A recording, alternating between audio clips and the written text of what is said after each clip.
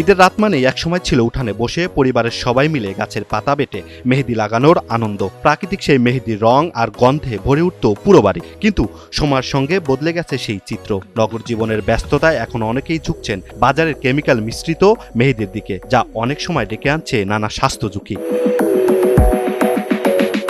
তবে গ্রামের সেই প্রাকৃতিক মেহেদির টান এখনো ভুলতে পারেনি অনেকেই। আর সেই ভাবনা থেকে প্রাকৃতিক উপাদানের সম্পূর্ণ অর্গানিক মেহেদি তৈরি করছেন তানজিল আক্তার মিমি। কিভাবে শুরু হলো তার এই উদ্যোগ, কিভাবেই বা তৈরি হয় এই অর্গানিক মেহেদি, আর ক্রেতাদের কাছ থেকে কেমন সাড়া পাচ্ছেন তিনি।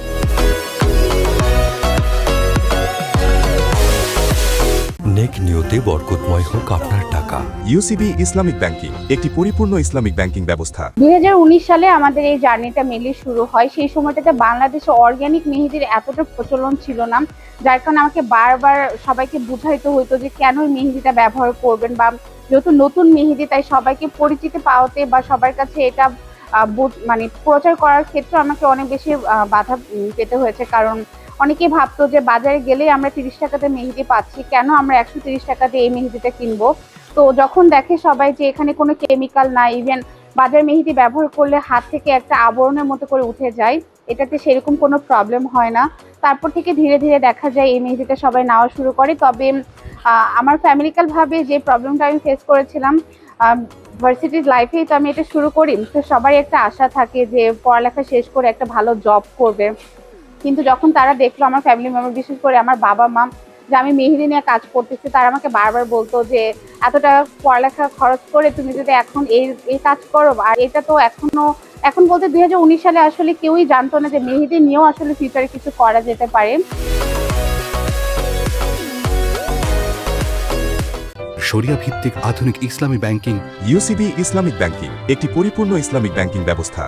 শুরুতে একদমই আমি ছোট একটা বাটিতে মেহেদি বানাইতাম, কিন্তু শুরু থেকে আমার মেহেদির কালার প্লাস গুণাগুণ সবকিছু মিলাই এত অল্প সময়ের জনপ্রিয়তা পেয়ে যায় যে তখনই আমাকে ছোট বাটি থেকে ধীরে ধীরে বড় বাটি, দেন বালতি, দেন এখন তো অনেক বড় একটা, যেটাকে আমরা দানব মেশিন বলি, মানে অনেক বড় ড্রামে আমাদেরকে বানাইতে হয়।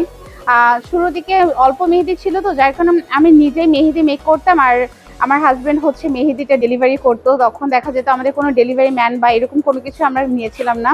কিন্তু সময় প্রয়োজন একটা টাইম পরে দেখা যায় এত বেশি অর্ডার বেড়ে যায় যে তখন আমি একা আর সেটা সাপ্লাই দিতে পারছিলাম না।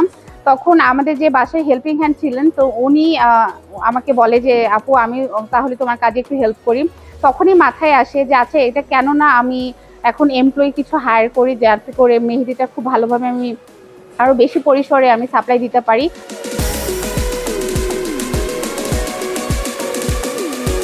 দিন পর্যন্ত তো ইচ্ছা ছিল যে সারা বাংলাদেশে মেহেদিটা ডেলিভারি করব, কিন্তু এখন আল্লাহর মধ্যে দেশের বাইরে থেকে এত বেশি পরিমাণে এটা চাহিদা তৈরি হয়ে গেছে। তো যদিও আমরা এর মধ্যে বেশ অনেকটা দেশে, বাইরের দেশে আমরা এটা এক্সপোর্ট করতে পেরেছি, বাট ইচ্ছা আছে বাংলাদেশ সহ বাকি সব আরো বিশ্বে আমরা আমাদের মেহেদিটা আরো অনেক বেশি পরিসরে এক্সপোর্ট করার একটা ইচ্ছা আছে।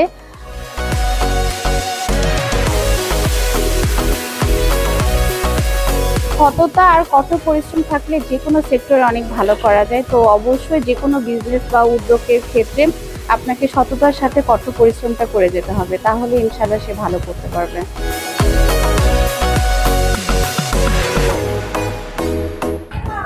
ইচ্ছাশক্তি আর সঠিক পরিকল্পনা থাকলে গ্রামের সেই মেহেদি পাতা থেকেও হওয়া যায় সফল উদ্যোক্তা।